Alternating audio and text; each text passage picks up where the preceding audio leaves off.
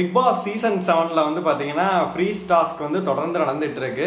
ரவீனா வீட்ல இருந்து அவங்க அம்மா வராம அவங்க சித்தி ரிலேட்டிவ் யாரோ உள்ள வந்திருக்காங்க, அவங்க அண்ணன் தம்பி யாரோ தான் வந்திருக்காங்க, 2 பேர் உள்ள வந்திருக்காங்க. அவங்க செய்த சம்பவம் வந்து பாத்தீங்கன்னா இன்னைக்கு முகத்திரை கிழிக்கப்பட்டது அப்படின்னு தான் சொன்னோம். ஃபாரின் வந்து பாத்தீங்கன்னா ரவீனாவோட மணி உள்ள போயிருக்காரு, ஃபாரின் கூட போயிருக்காரு. நிறைய ஊர்கள் சுவிட்சர்லாந்து போயிருக்காங்க, அவ்வளவு துபாய் போயிருக்காங்க, அவ்வளவு ஃபாரின் ஷோஸ் எல்லாம் போயிருக்காங்க. அவங்க அம்மாவோட பேட்டிகள்லாம் நீங்க பாத்தீங்கன்னா ஒரு விஷயம் புரிஞ்சிருக்கும். அப்புறம் விக்ரமோட தங்கை வந்து என்ன விஷயம் சொன்னாங்க, அதுவும் சுவாரஸ்யமாவே இருந்துச்சு. மணியை வச்சு கிளிகளின்னு கிழிச்சிருக்காங்க. அது எதனால கிழிச்சாங்க, அது வந்து நியாயமா, எல்லாத்தையுமே ஷோக்குள்ள போய் பார்த்தரலாம். ஹாய் மக்களே, நான் உங்க விஜய் ஷியாம். இன்னைக்கு பிக் பாஸ் சீசன் 7ல பாத்தீங்கன்னா ஃபைனல் நோக்கி போயிட்டு இருக்கனால செம்மையா இருக்கு. இந்த டாஸ்க் தான் வந்து சூப்பராகவே இருக்கும். ஏன்னா வருஷம் பாத்தீங்கன்னா ஒவ்வொரு அப்பா அம்மா வந்து என்ன சொல்ல போறாங்க அப்படின்னு சொல்லிட்டு நம்மளுக்கு ஒரு எக்ஸைட்மெண்ட் இருந்துகிட்டே இருக்கும். நல்லா கேம் விளையாடுறவங்களுக்கு எந்த ஒரு பயமே இருக்கு. அதை வந்து சூப்பரா வந்து அப்ரிஷியேட் பண்ணிட்டு போவாங்க. மற்ற அப்பா அம்மா கூட வந்து பாத்தீங்கன்னா இவங்களை அப்ரிஷியேட் பண்ணும்போது நம்மளுக்கே சுவாரஸ்யமா இருக்கும்.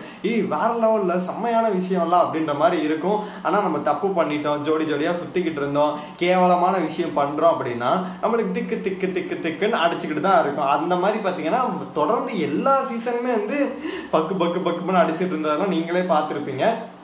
கவின் வந்து பாத்தீங்கன்னா மரண பயத்தை காட்டிட்டான் பாருமா அப்படின்ற மாதிரி லாஸ்ட்லயே அப்பா வந்தப்ப இருந்தாரு. சிவானி அதே மாதிரிதான் இருந்தாங்க. இந்த மாதிரி ஒவ்வொரு சீசன்ல ஒவ்வொரு மாதிரி இருந்தாங்க. இந்த டைம் வந்து மணி ரவீனா இதை எப்படி ஹேண்டில் பண்ண போறாங்க அப்படின்ற ஒரு எக்ஸைட்மெண்ட் இருந்துகிட்டே இருந்துச்சு. ஃபர்ஸ்ட் இன்னைக்கு பிக் பாஸ்ல வந்து அந்த நடந்த விஷயத்த ஃபர்ஸ்ட் சொல்லிடுவோம். ரவீனா வீட்டுல இருந்து அவங்க சித்தி யாருன்னு தெரியல, அவங்க ஒரு கண்ணாடி போட்டு ஒருத்தவங்க வந்திருந்தாங்க, ஒரு பையனும் கூட வந்திருந்தாங்க. ஓன் கேம் நீ விளாடு, நீ எதுக்கு வந்து அவருக்கா விளாண்டுட்டு இருக்க, உனக்காண்டே ஸ்டாண்ட் பண்ண மாட்டேங்கிறான், எதுக்கு தனித்தனியா 2 பேர் பேசிட்டு இருக்கீங்க, உன்னை அறையலான்னு நான் வந்தேன் அப்படின்ற மாதிரி சொன்னாங்க. கோட் வேர்ட் எல்லாம் யூஸ் பண்ணி சொன்னாங்க. கோட் வேர்டு என்ன சொன்னாங்கன்னா கோட் ரெட் அப்படின்ற மாதிரி சொல்றாங்க. அதை நம்ம வந்து 2 மீனிங்கா எடுத்துக்கலாம். அதாவது கோட் ரெட்னா வெளியில வந்து உன் பேர் நாரிக்கிட்டு இருக்கு, அதாவது கிளின்னு கிளிக்கிறாங்க அப்படின்ற ஒரு விதத்துல எடுத்துக்கலாம்.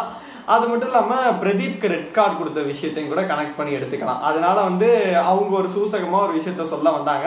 பிக் பாஸ் காண்டாயிட்டு வெளி உலக விஷயத்த பேசுனீங்க அப்படின்னு சொல்லிட்டு அவர் சொன்னாரு.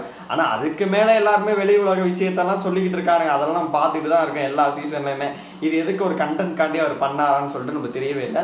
அந்த ஆண்டி வந்து கிளின்னு ரவீனா போட்டு கிழிச்சுக்கிட்டு இருந்துச்சு. ஒரு இங்க போய் கொடுத்துரு, நீ எதுக்கு அம்மாட்ட சொல்லிட்டேங்கிறாரு, நீங்க அப்படி என்ன பண்றீங்க அப்படின்னு சொல்லிட்டு கிழிச்சிட்டு அப்புறம் மணியையுமே கூப்பிட்டுட்டு பாத்தீங்கன்னா கிளின்னு கிழிச்சாங்க. நீ எதுக்கு இது பண்ணீங்க, நீ என் கூட தான் இருக்கணும்லாம் எதுக்கு சொல்றீங்க, என் கூட ஸ்டாண்ட் பண்ணணும்லாம் ஏன் சொல்றீங்க, இன்னொரு வார்த்தை கூட யூஸ் பண்ணாங்க. அந்த வார்த்தையை நம்ம சொல்ல விரும்பல. அது நீங்க ஷோ பார்த்துருந்தீங்கன்னா உங்களுக்கே தெரிஞ்சிருக்கும். அந்த மாதிரி இந்த மாதிரி வேர்ட்ஸ் எல்லாம் சொல்லிட்டு 3 டைம் வந்து அழுத்தி அவங்க சொல்லும் போது மணிக்கே ஹர்ட் ஆகுது. அதாவது அவர் ஒரு விஷயம் சொல்ல வராரு, சேனல்ங்கிறதால அவர் அமைதியா இருக்காரு.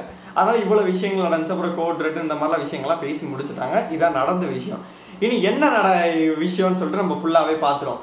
வெளியில அப்படி நம்ம எடுத்துக்கிட்டோம் அப்படின்னா ரவீனாவோட அம்மா வந்து பாத்தீங்கன்னா நிறைய இன்டர்வியூல பேட்டிகள்லாம் என்ன சொல்லியிருக்காங்க அப்படின்னு கேட்டீங்கன்னா, என்னங்க மணி ரவீனா 2 பேரும் ஒன்னாவே சுத்திக்கிட்டு இருக்காங்க அப்படின்ற மாதிரி கேட்டதுக்கு வந்து அவங்க எங்க பிள்ளைங்க தான் அப்படின்ற மாதிரி அவங்க அம்மா வந்து இதனால எந்த தப்புமே கிடையாதுன்னு சொல்லிட்டு அவங்க அம்மா சப்போர்ட் பண்ணி தான் பேசியிருக்காங்க. அதையும் நம்ம எடுத்துக்கணும். அது மட்டும் இல்லாம சுவிட்சர்லாந்துல ஆரம்பிச்சு துபாயில இருந்து லோக்கல் ஷோல இருந்து எல்லாத்துக்கூடையும் பாத்தீங்கன்னா மணி ரவீனா ஒன்னாதான் பெர்ஃபார்ம் பண்ணியிருக்காங்க.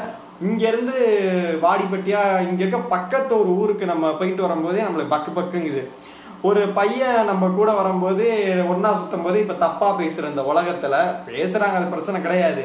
நான் இப்போ ஒரு பொண்ணோட ஃபாரின் வரைக்கும் போறேன்னா எப்படி பார்த்தாலும் ஒரு ஃபிளைட்ல ஒன்னா 6 மணி நேரம் போயிருப்போம், தங்கி இருப்போம். அந்த மாதிரி இருக்கும்போது அவங்க தப்பா நான் சொல்ல வரல. அப்படி இருக்கும்போது இவ்வளவு நம்பி ஒரு பர்சன்ஸை இது பண்றாங்கன்னா கண்டிப்பா வந்து அவர் நம்பக்கூடிய ஒரு இடத்துலதான் வச்சிருக்காங்க உங்க வீட்டுல. அதுல இருந்தே நம்ம புரிஞ்சுக்கணும். அது மட்டும் இல்லாம மணி வந்து பாத்தீங்கன்னா நிறைய இடத்துல நான் ஒரு சில விஷயத்தை சொல்ல முடியாது அப்படின்ற மாதிரி சொல்றாரு.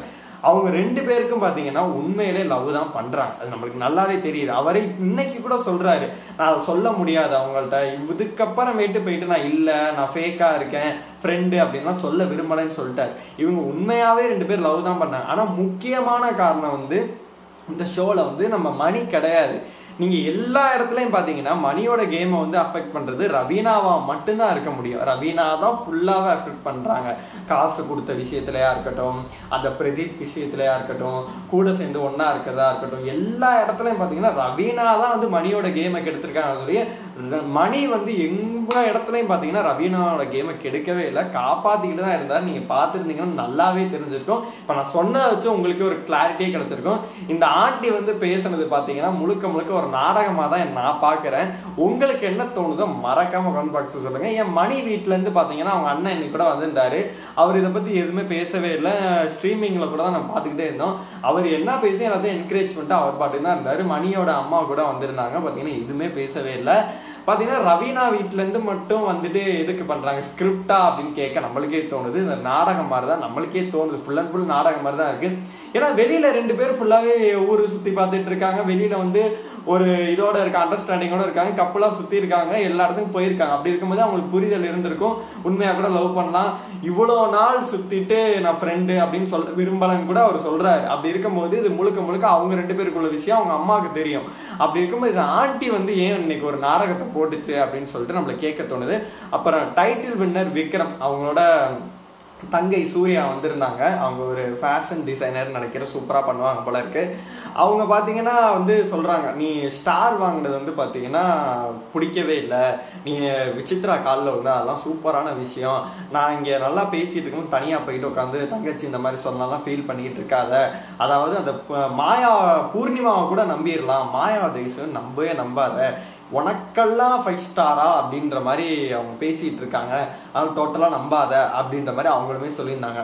நம்மளுக்கு வந்து இந்த ஷோ இந்த 1 வீக்கா ஃபுல்லா வந்து அப்பா அம்மா பேரண்ட்ஸா இருக்கட்டும், அவங்க அண்ணன் தம்பியா இருக்கட்டும், அக்கா தங்கைகள் எல்லாருமே சொன்ன ஒரே விஷயம், அதாவது பூர்ணிமா அண்ட் மாயா இவங்க 2 பேர் கூட ஜாக்கிரதையா இருக்குன்னு சொல்லிட்டு எல்லாருமே சொல்லிட்டாங்க. விஷ்ணு வீட்லயா இருக்கட்டும், சரவணனுக்கோட அம்மாவா இருக்கட்டும், இப்ப சரவணனுக்கோட தங்கச்சியா இருக்கட்டும், எல்லாருமே வரவங்க எல்லாருமே வந்து அவங்க நம்பாதீங்கன்னு சொல்லிட்டு சொல்லிட்டு இருக்காங்க. அதனால கேவலமான கேம் விளாடுறாங்கன்னு சொல்லிட்டு எல்லாருமே சூசகமா சொல்லிட்டாங்க. இந்த வாரம் சரவண விக்ரம் வெளியில போயிடுவான்னு சொல்லிட்டு நேத்தே அவங்க அம்மா சொல்லிட்டாங்க. இப்ப வரைக்கும் அவர் தான் ஓட்டிங் வந்து லாஸ்டா இருக்காரு. இன்னைக்கு நடந்த ஒரு சில சம்பவங்கள் இந்த நாடகங்களை பார்க்கும்போது உங்களுக்கு என்ன தோணுச்சோ மறக்காம கமெண்ட் பாக்ஸ்ல சொல்லுங்க. இந்த வீடியோ உங்களுக்கு பிடிச்சா லைக் பண்ணுங்க, ஷேர் பண்ணுங்க, கமெண்ட் பண்ணுங்க. மறக்காம டாக்ஸ் ஆஃப் சினிமாவை சப்ஸ்கிரைப் பண்ணுங்க.